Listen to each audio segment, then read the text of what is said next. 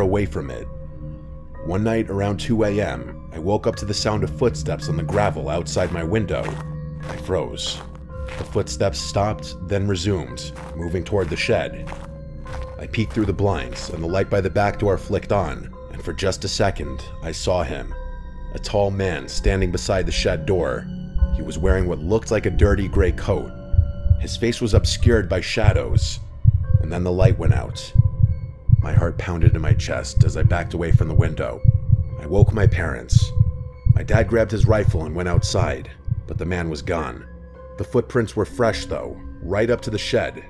This time, my dad decided to check inside. He unlocked the padlock and pulled the doors open, but all there were just rusty tools and old tarps. He added a new lock and reinforced the doors. For a while, things were quiet. Then, a month later, Max went missing. We searched everywhere, through the woods, up and down the road, even asked neighbors. He was gone. I was completely heartbroken. I held out hope that he'd return and he just got lost in the woods. That night, I couldn't sleep at all. I kept thinking about the shed and Max, about the man I'd seen. Around 3 a.m., I heard the back door creak. I got out of bed and tiptoed into the hallway. My dad was already up, holding his rifle. We moved to the back door, just in time to see the motion light flicker on. There, standing by the shed, was the man again. Only this time, he was holding something. In one hand, a knife. In the other, Max's collar. When I saw this, I felt like my life was half sucked out of my body, like this horrible weightlessness in which I almost felt like I was gonna fall down. My dad shouted and raised the rifle, but the man turned and ran into the woods. We called the police, and they searched the area but found no trace of him. What they did find inside the shed made me sick.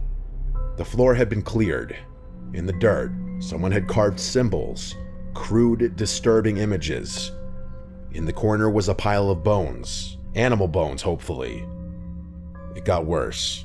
Behind a false panel in the shed wall, the officers found a backpack filled with items that weren't ours. Wallets, watches, and a few pieces of worn clothing. Things that must have belonged to someone. Multiple someones. The strangest thing was a notebook.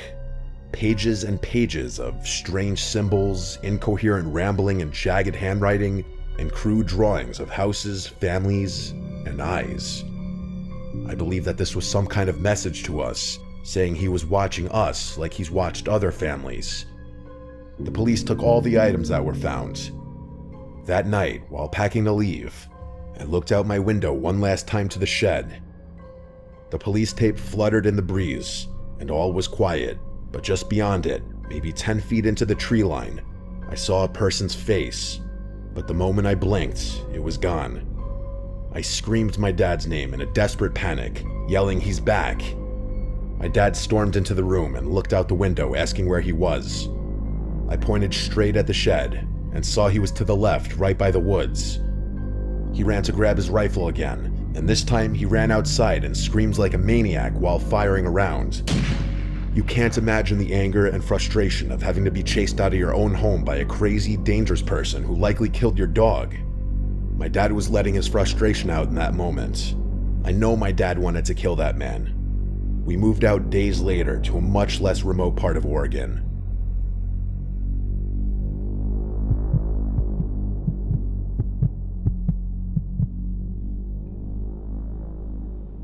In the summer of 2018, my friends and I, Abby, Marcus, his younger brother Tim, Tim's girlfriend Hannah, and me, planned a weekend trip in the Blue Ridge Mountains. We were all in our early 20s, fresh out of college, and eager to unplug from everything. We picked a spot far off the grid deep into the national park where the trees grew thick, the air smelled of pine and damp soil, and there was no cell signal for miles. The first night was normal. We hiked in with our gear, found a clearing by a lake with just enough space for 3 tents, started a fire, and cooked hot dogs and marshmallows. We told stories, drank, and stayed up late watching the stars. The silence of the forest was relaxing. It wasn't until the second night that things started to feel wrong. At around 11 p.m., we were still sitting around the fire laughing when Marcus suddenly stiffened and pointed towards the woods, asking if we saw that as well. We all looked, but nothing was there. He swore he saw movement, a figure ducking behind a tree maybe 30 or 40 yards away. Tim dismissed it as a deer, but then, 20 minutes later, we heard a stick snap in the same direction. This time it was loud.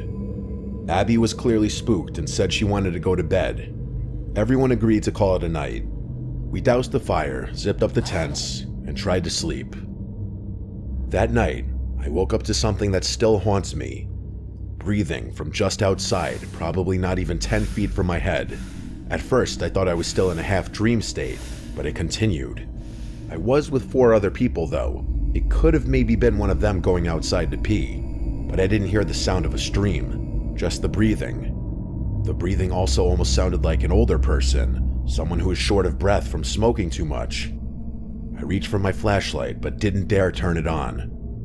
The breathing moved from one side of the tent to the other, then it stopped. I waited without saying a word, because it was the only thing I could do. Since the breathing stopped rather suddenly, I felt a sense of relief that my original thought of it being one of my friends peeing was accurate. So eventually, I fell asleep. In the morning, I said nothing. Neither did Abby. But when we met up for breakfast, Marcus had a concerned look on his face, like he was antsy to tell us something. He said someone was outside our tent last night. Hannah nodded and said she heard it too, and noted that whoever it was walked around the tent more than once, and it could have been more than one person. I asked the entire group if anyone got up to pee last night, and that maybe that's what we heard. Tim responded that he did go pee, but that he thought he saw a figure crouched near the fire pit around 4 a.m. We searched the area, and we found footprints in the ground circling all 3 tents. But in a spot where the dirt was a little wetter, more like mud, one of the footprints was very clearly from a bare human foot, not shoes or boots. This made the whole thing even stranger. They led into the woods and vanished.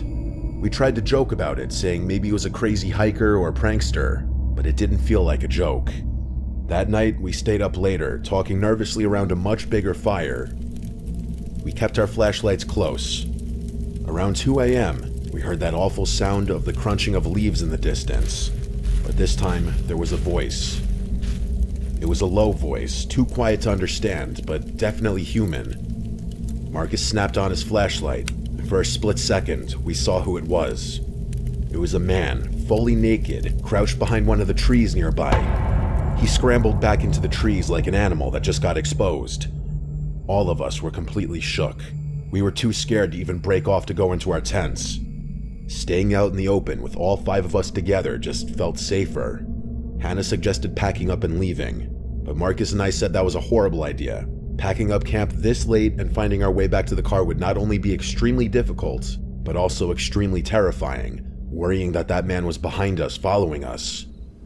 That night was the worst night yet, and maybe one of the worst nights of my life. I didn't get a single second of sleep. I was wide awake, and perhaps that may have saved me or my belongings at the very least.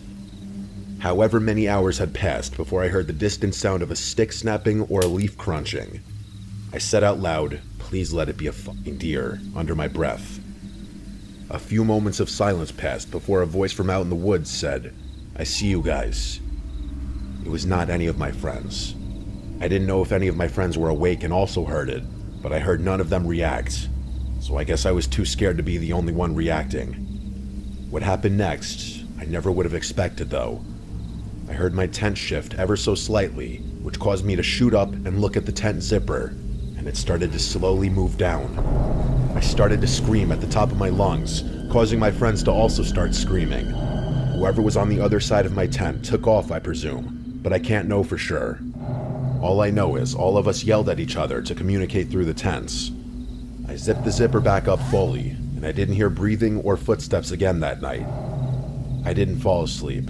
I watched as the morning sun slowly started lighting up the place. At dawn, we packed everything and left. On the hike back to the car, the tension didn't leave us. At the ranger station, we told them everything. The ranger listened carefully, then said they've had reports. A man, maybe more than one, living out there. Some said they steal things, and others said worse. I don't know what worse meant, we didn't ask. We laughed it off in the car, but it didn't really feel funny to me. I don't think I can ever go camping again after that, especially after the zipper thing.